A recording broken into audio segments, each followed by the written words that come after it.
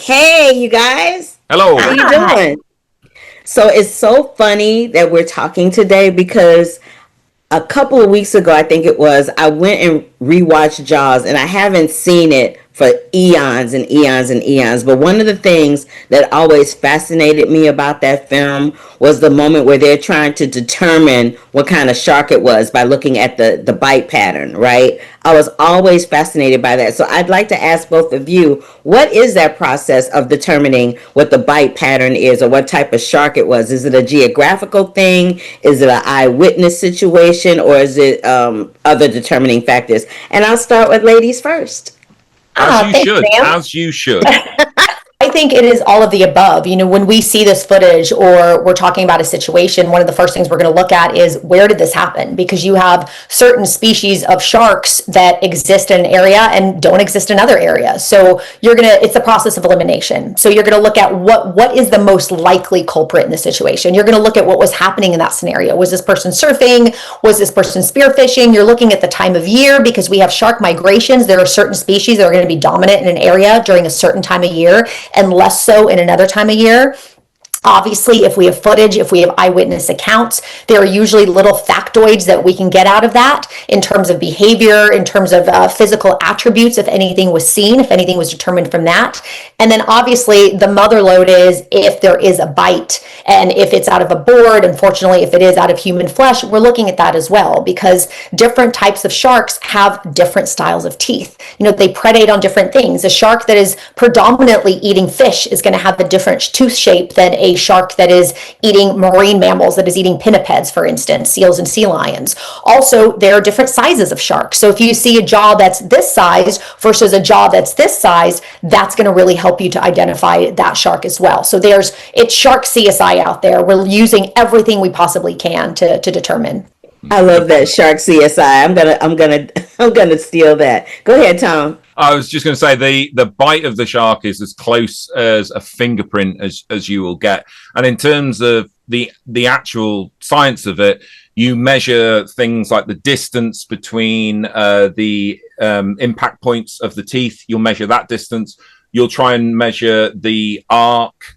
So you get an angle of the jaw and you try and as well figure out, okay, which teeth, where are we at? Is this the top here or did it come in the side?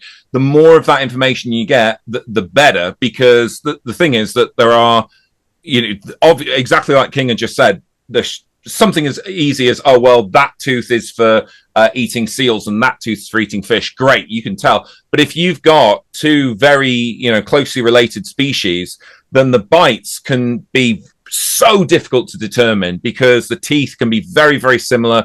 You're looking at it and going, right, well, there's, X number of centimeters between this hole and this hole. So is it this species or is it just a smaller version of this species? So it can get really, really technical, but a good bite print is as close as we'll get to a proper smoking gun or, a fingerprint exactly as to who's done it. I love that. I love the Shark CSI and the fingerprint thing. I'm being so educated right now, and I'm totally down for that. But Tom, while I'm with you, child, where did you get this nickname of Blowfish? I just gotta know. Well, I mean, police report would say that I was harassing that haddock when they came around the corner. But I want to point out that haddock paid his money and it was a mutual agreement between consenting fish. All right. It was just a nickname that I picked up at university due to my round, fat head. But I wish it was better. I really wish it was better. But I am glad that I'm not on some kind of perverts register for touching up gadoids or any other sort of salmonid for that point. See, you got jokes. I love that. I love a person with a sense of humor. That was pretty good. That was pretty good, Tom. Love, I'll take all that. I've got is a sense of humor because I certainly don't have an award-winning face. So wit is how I fill in the gaps. Oh no, I will respectfully agree to disagree with you on that one. So, and Kinga, I just wanted to congratulate you on being the first female host to be able to have a show in this genre. That's such a really cool accomplishment, and I couldn't let the conversation continue without giving you your props. No shade, Tom, but Oh no, it's a sister thing. do it, Thank do you. it, girl, Thank you. do it. Thank you so much. It was very much an honor. With that said, there are amazing scientists and women that have been part of Shark Week for a very, very long time. So I was lucky to have my own show with my voice and kind of getting to lead that. And that was it made me cry. I sobbed into my pillow. Oh, that is so beautiful. I love that. Now, what I really want to know from both of you is what is it about sharks in particular that reeled you in, no pun intended? Because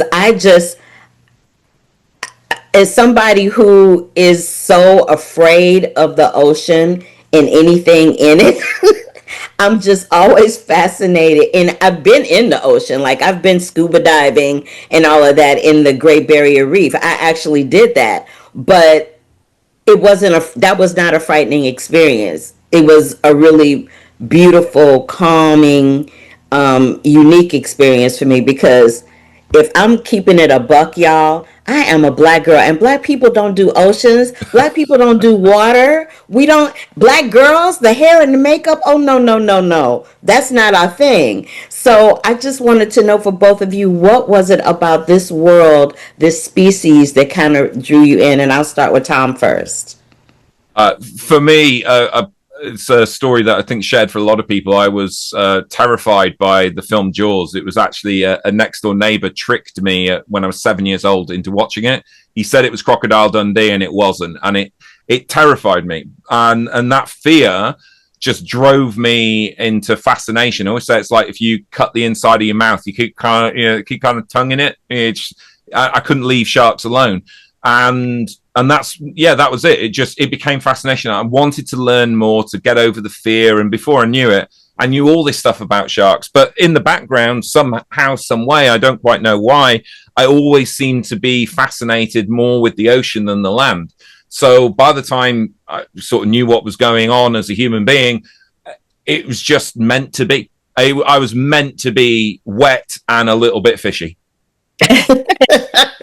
On that note, Kinga. Well, Carla, first of all, I want to say you need to give yourself some more credit because you're telling us how you're not an ocean person and how you're afraid of the ocean. Then you told us that you went diving in the Great Barrier Reef. I think that is amazing. That's cool. So I've got some news for you. You're an ocean person. So welcome to the club. Welcome. I was an ocean person for that moment. I'm done.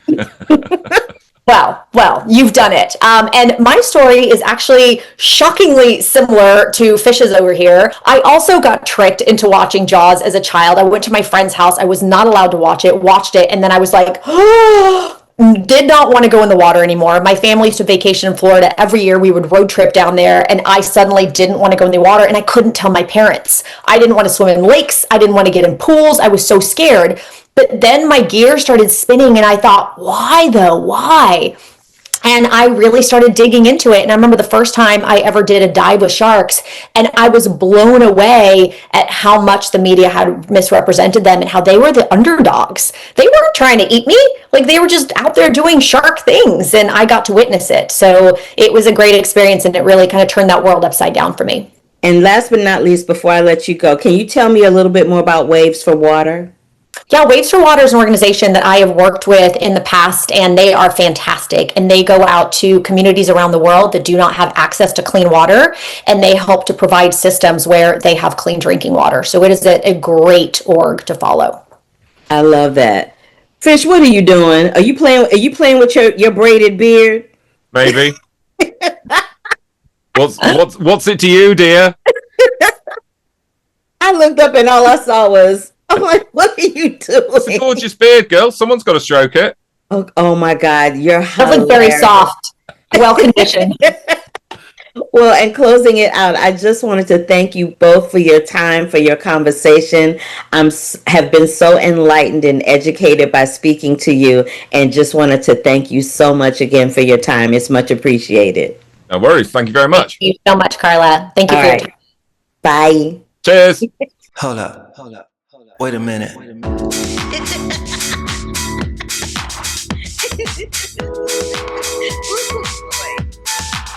I wish you love, peace, and hair grease. Love, peace, and hair grease, y'all.